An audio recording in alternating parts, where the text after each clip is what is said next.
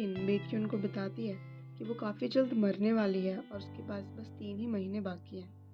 Doctors ने उसको ऐसा बोला है कि उसके ब्रेन में एक ट्यूमर है। हमारा पहला एपिसोड शुरू होता है जहाँ हम देखते हैं कि हेन और बेक्यून की शादी हो रही होती है और वो दोनों एक दूसरे के साथ काफ़ी खुश होते हैं। ये सब बेक्यून अपने एक इंटरव्यू में बता रहा होता है। हेन बता रही होती है कि वो और बेक्यून अपनी शादी में बहुत खुश हैं और दोनों एक दूसरे के साथ काफ़ी खुशी से रहते हैं। लेकिन वहीं हम सीन्स में देखते हैं कि बेक्यून और हेन दोनों अलग अलग कमरों में रहते हैं, अलग अलग खाते हैं और एक दूसरे से बहुत कम बातें करते हैं। हेन अपने पुराने दिनों को याद करते हुए बताती है कि वो बेक से तब मिली थी जब वो अपने पापा की कंपनी में इंटर्नशिप करने गई थी। बेक को लगता है कि हेन एक बहुत बुरी इंटर्न है और उसे कोई भी काम करना नहीं आता है। इस वजह से वो उसकी काफ़ी चिंता करता है और उसकी हर वक्त मदद करता है। हेन की फैमिली एक्चुअली बहुत रईस होती है। इनफैक्ट जिस कंपनी में हेन काम करती है वो उसके दादाजी की होती है, जो कि एक बहुत बड़ी कंपनी है जहाँ बेक भी काम करता है। बेक को हेन पसंद आ जाती है और उसे उससे प्यार हो जाता है। एक दिन बारिश के टाइम जब वो देखता है कि हेन के पास अम्ब्रेला नहीं होता है तो वो हेन को अपना अम्ब्रेला दे देता है और खुद बारिश में भीगते हुए जाता है। बेक को हेन की सच्चाई मालूम चलती है तो वो अपनी कंपनी छोड़ देता है और अपने गांव चला जाता है। किसी से ना बात करता है और ना ही किसी से मिलता है और इसलिए हेन उसके गांव चली जाती है हेलीकॉप्टर से और उसे प्रपोज करती है शादी के लिए। देखते हैं कि बेक्यून ये सारी पुरानी बातें याद करते हुए इंटरव्यू में बता रहा होता है। वहीं दूसरी ओर हम देखते हैं कि बेक के कुछ दोस्त लड़ रहे होते हैं कि बेक का डिवोर्स केस कौन लेगा। हम देखते हैं कि बेक और हेन दोनों एक ही कंपनी में काम करते हैं, जहां हेन बेक को अपने एम्प्लॉयज़ के सामने काफ़ी रूडली बात करती है और उसकी बिल्कुल भी इज्जत नहीं करती है। इस चीज़ से परेशान होकर बेक हेन को शाम में एक जगह पर मिलने बुलाता है, मगर हेन वहाँ पे नहीं आती है। बेक हेन का काफ़ी देर तक वहाँ इंतज़ार करता है, मगर हेन के ना आने पर वो अपने घर चला जाता है। वहाँ हम देखते हैं कि वो डाइवोर्स के पेपर तैयार कर कर उसे प्रिंट कर रहा होता है। तभी उसके फ़ोन पर हेन का मैसेज आता है जिसमें वो उसे मीटिंग रूम में बुलाती है फैमिली मीटिंग के लिए।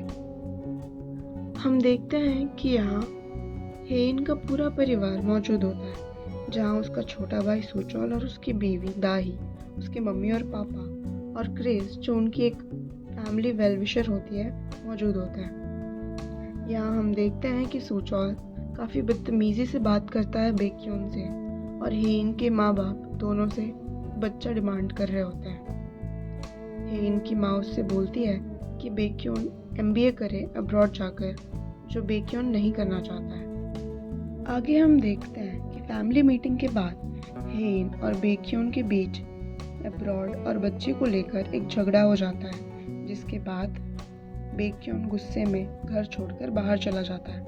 वहीं दूसरी तरफ हेन अपने भाई सुचौल के पास जाती है और उसको मारती है और धमकी देती है कि वो उसके पति यानी बेक्यून से ऐसे बदतमीजी से बात ना करे और उसकी फैमिली के सामने इज्जत करे। वहीं दूसरी तरफ हम देखते हैं कि बेक्यून अपनी ज़िंदगी से काफ़ी फ्रस्ट्रेट होकर बेसबॉल खेलने आया होता है और अपने दोस्त के साथ ड्रंक होकर अपनी दुखदायक कहानी बता रहा होता है। उसे बता रहा होता है कि कैसे उसके क्यूटनेस ने उसकी लाइफ ख़राब कर दी है और वो ये इसलिए बोलता है क्योंकि हेन को वो ड्रंक होने के बाद काफ़ी क्यूट लगता है। हम देखते हैं कि बेक्यून के ऊपर नज़र रखने के लिए हेन की फैमिली ने उसके पीछे 2 लोगों को हमेशा लगाया होता है। अगले दिन हम देखते हैं कि बेक जेल आया होता है एक कैदी से मिलने। ये एक लेडी होती है और इनका नाम ब्योमजा है। ये लेडी एक्चुअली हेन की बुआ है और ये जेल में इसलिए है क्योंकि इन्होंने अपने पापा के गर्लफ्रेंड के बाल खींचे थे। ब्योमजा उनको बिल्कुल भी पसंद नहीं करती है और उनको अपनी माँ की मौत की जिम्मेदार समझती है। यहाँ हम देखते हैं कि काफ़ी सारे आदमी किचन में काम कर रहे होते हैं। एक्चुअली आज के दिन हेन की दादी की बरसी होती है और इनकी फैमिली में ऐसी एक रिवाज है कि किसी की भी बरसी के दिन घर के सारे दामाद सबके लिए खाना बनाते हैं। हम देखते हैं कि हेन के दादाजी एंटर कर रहे होते हैं और वो मिसेस मो जो उनकी गर्लफ्रेंड है उनसे बात कर रहे होते हैं कि वो सेरेमनी अटेंड करेंगी या नहीं। ब्योमजा रिहा होकर सीधा अपने माँ की बरसी पर आती है और वहाँ पे सीन क्रिएट करती है। वो बोलती है कि वो मिसेस मो को अपनी माँ की मौत का जिम्मेदार समझती है और उनकी वजह से आज उनकी मम्मी उनके साथ नहीं है।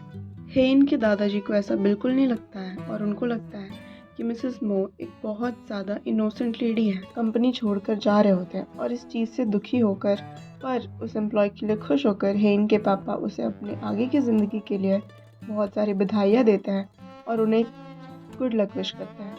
वहीं दूसरी ओर हम देखते हैं कि जब बेक और हेन के पापा अकेले एक कमरे में होते हैं, तब हेन के पापा बेक को बोल रहे होते हैं कि वो उस एम्प्लॉय को बेइज्जत करे लोगों में, ताकि सबके ख़त्म होने के बाद हम देखते हैं कि फाइनली बेक्योन हेन के पास डिवोर्स के पेपर लेकर जाता है डिवोर्स की बात करने के लिए। पर वहीं हम देखते हैं कि हेन भी बेक्योन को कुछ बताना चाहती है। हेन बेक्योन को बताती है कि वो काफ़ी जल्द मरने वाली है और उसके पास बस 3 ही महीने बाकी हैं। डॉक्टर्स ने उसको ऐसा बोला है कि उसके ब्रेन में एक ट्यूमर है। इस बात को सुनकर बेक्योन रोने लगता है और काफ़ी इमोशनल हो जाता है और हेन को हग कर लेता है। तो इसी के साथ हमारा एपिसोड पहला ख़त्म होता है। और अगर आपको ये वीडियो अच्छी लगी तो इस वीडियो को लाइक कर दीजिएगा। ऐसे मोर कंटेंट के लिए मेरे चैनल को सब्सक्राइब कर दीजिएगा और नीचे कमेंट में बताइएगा कि आपको इस वीडियो का बेस्ट पार्ट क्या लगा। अगर मैं किसी चीज़ के ऊपर इम्प्रूव कर सकती हूँ तो वो भी आप नीचे कमेंट में बता सकते हैं। यहाँ तक देखने के लिए धन्यवाद। Okay bye.